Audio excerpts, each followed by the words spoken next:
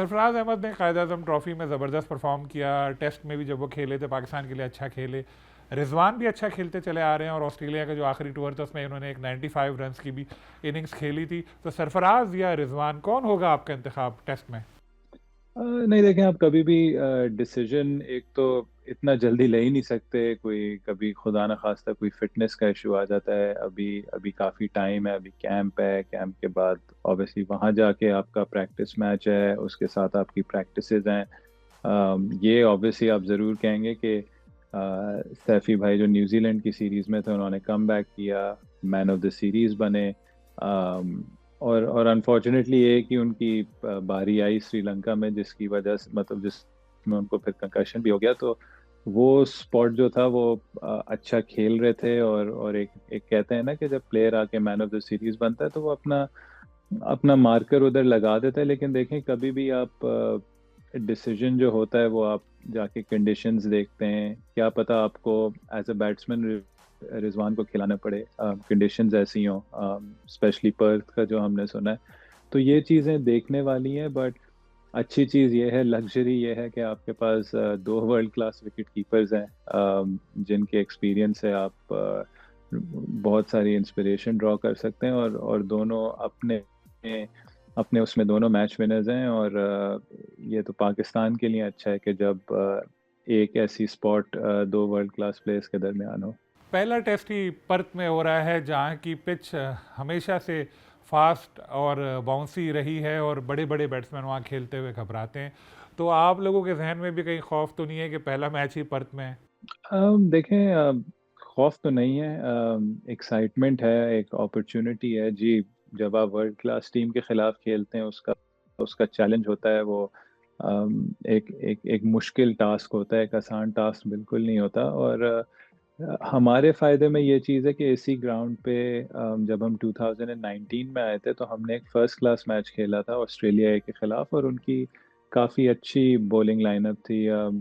तीन उनके ऑस्ट्रेलिया के करंट मतलब जो आप कह सकते हैं सेटअप में जो ऑस्ट्रेलिया खेल चुके हैं, जाय रिचर्डसन था, माइकल नेसर था, शॉन एबट था, चौथा रायली मेरेडिथ था। बैटिंग भी उनकी काफ़ी स्ट्रांग थी।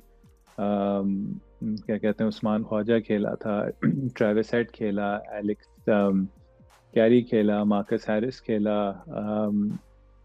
तो बहुत जो बर्न्स जो थे उनके वो खेले। तो काफ़ी काफ़ी एक अच्छी उनकी साइड खेली थी। और हमने उनको मैच हमने आई थिंक पहली इनिंग्स में हमने 400 कुछ किया, फिर उनको 100 पे आउट किया। मैच एंड में हो तो ड्रॉ गया था, क्योंकि 3 दिन का था। बट हमारी तरफ से बैटिंग में भी बहुत अच्छी परफॉर्मेंसेस थी, बॉलिंग में भी बहुत अच्छी परफॉर्मेंसेस थी। फिर लास्ट ईयर जब हम वर्ल्ड कप गए तो अगेन उस ग्राउंड का हमने फील लिया, एक्सपीरियंस लिया उधर as as a batting unit. कुछ बॉलर्स भी उधर मौजूद थे। तो हम इसको ऐसे देखेंगे कि इस चीज़ ने हमें हमें थोड़ा सा एडवांटेज दिया है बनस्बत बाकी टूरिंग साइट से, कि हमें इन कंडीशंस का आइडिया है। और हम कोशिश करेंगे कि जो भी हमारा एक्सपीरियंस रहा है इन कंडीशंस में उनको यूज़ करें और ऑस्ट्रेलिया जैसी टीम के अगेंस्ट अप्लाई करें।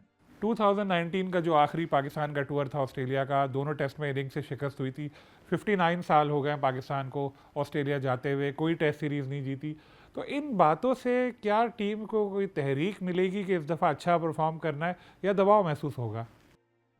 देखें, सलीम भाई, इसमें अच्छी चीज़ ये है कि जब हम 2019 में आए थे तो उसमें कुछ इंकरेजिंग साइंस थे। और जब जब आपको गलतियां नज़र आती हैं, जब आपको जो जो इम्प्रूवमेंट जिन चीज़ों में ज़रूरत होती है उन चीज़ वो चीज़ें आपको दिखती हैं, तो वो मैं समझता हूँ कि एक बहुत अच्छा मतलब एक एक सबक होता है कि आपको जब जब अपनी गलतियां पता होती हैं तो आपके लिए आसानी हो जाती है अपनी गलतियां सही करना। आई थिंक उस टूर में ये था कि एक तो हमने हम 20 विकेट्स लेने के करीब बिल्कुल नहीं थे।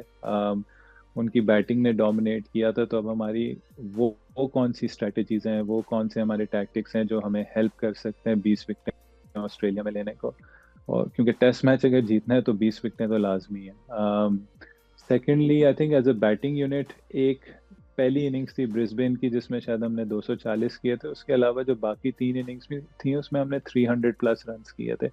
अगेन 300 प्लस, आई डोंट मैं ये नहीं समझूंगा कि बड़ा स्कोर था। बट एक एक हमारे लिए अपॉर्चुनिटी ये है कि जब हम 300 कर सकते हैं तो क्या वो चीज़ें हैं जो हम बेहतर करके इसको 400 450 करें, और वो भी पहली इनिंग्स में, ताकि फिर हम ऑस्ट्रेलिया टीम पे प्रेशर डालें। क्योंकि देखें टेस्ट मैचेस में अगर फॉर इंस्टेंस आप पहले बैटिंग करते हैं और जो भी टीम 400 450 रन करती है तो उसके पास एक सिग्निफिकेंट एडवांटेज होता है। लेकिन जब आप 300 करते हैं तो ऑब्वियसली वो मैच फिर दूसरी टीम अच्छी बैटिंग करके अपनी तरफ कर सकता है। तो हम क्लोज ज़रूर आए हैं, हमने थोड़े एविडेंसेस ज़रूर दी हैं उसमें। कुछ बाबर ने 100 किया था, कुछ 50 हुए थे, और उससे पहले वाले टूर पे आ जाएं 2016 में, जिसमें बॉलिंग लाइनअप अगेन काफ़ी सिमिलर था, बस पैट कमिंस नहीं थे, वरना स्टार्क, हेजलवुड और नेथन लायन तीनों थे। उसमें भी पाकिस्तान ऑलमोस्ट गैबा का टेस्ट जीता जब 480 90 चेस करना था फोर्थ इनिंग्स में। सेकंड इनिंग्स जो सेकंड टेस्ट मैच था बॉक्सिंग डे का, उसमें अजहर अली ने 200 किया, उसमें भी हमने 450 प्लस रन किए। तीसरे टेस्ट में यूनुस भाई ने 175 किया और हमने 350 450 रन किए। तो वो एविडेंसेस हैं, बट वही चीज़ है कि वो जब मिलावट होगा 400 450 रन का और 20 आउट का, अम, तब हमें चांस मिलेगा इधर टेस्ट मैच जीतने का। तो कोशिश ये होगी कि जो हमने गलतियां की हैं ओवर द इयर्स उनको हम किस तरीके से बेहतर कर सकते हैं और ये छोटे छोटे टारगेट्स अचीव कर सकते हैं।